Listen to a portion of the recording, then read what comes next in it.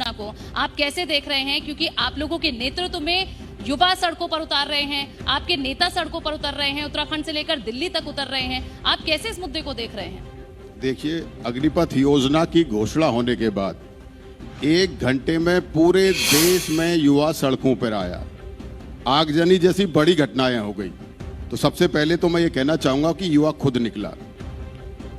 एक विधान, एक संविधान, एक राष्ट्र की बात करने वाली सरकार एक आर्मी, एक विधान, एक संविधान क्यों नहीं ला रही है? आप एक तरफ कहते हैं कि भाई सेना में आप अफसर बनेंगे, सीडीएस और एनडीए निकालते हैं। 4 साल की ट्रेनिंग के बाद आप कहते हैं कि अब आप यहां बैठ सकते हैं। उनको तो आप 4 साल की ट्रेनिंग दे रहे हैं। और जो युवा जा रहा है वहां सेना में, बॉर्डर पे, जिसने सीने पे गोली खानी है, आप 4 साल में उसे घर चले जाओ कह रहे हैं। आप जो है 25% को कह रहे हैं कि आप रखेंगे, 75 को आप निकाल देंगे। तो उसका आपका क्राइटेरिया क्या होगा? जब सीडीएस में कोई निकलता है या एनडीए में निकलता है, 4 साल बाद वो घर अगर वापस आता है तो उसे कहा जाता है कि ये फेलियर है। तो आप समझिए कि 4 साल बाद जो 75% युवा घर से वापस आएगा, 25% वहां रखा जाएगा। उस 75% युवा के मन में क्या भाव आएगा कि मेरे अंदर क्या वो योग्यता नहीं थी कि जो 25% युवाओं में है जो वहां रखी गई है?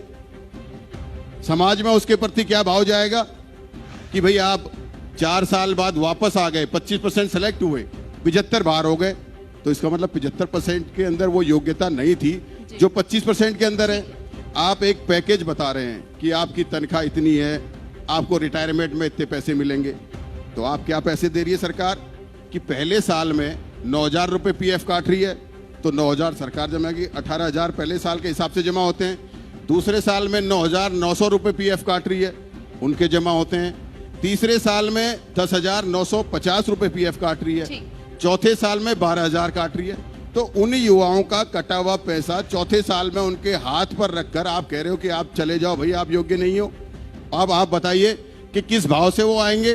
ठीक है। और वो युवा जिनकी आप योग्यता 8 पास, 10 पास और 12 पास कह रहे हैं, उनके जीवन का जो महत्वपूर्ण समय है 20, 17, 18, 19, 20, 21, जिसमें वो अपने जीवन का 50 साल का रास्ता तय करते हैं, अपना भविष्य तय करते हैं, उन 4 सालों में आप उन्हें वहां ले जा रहे हैं। आने के बाद वो क्या करेंगे? उनके अंदर क्या भाव होगा?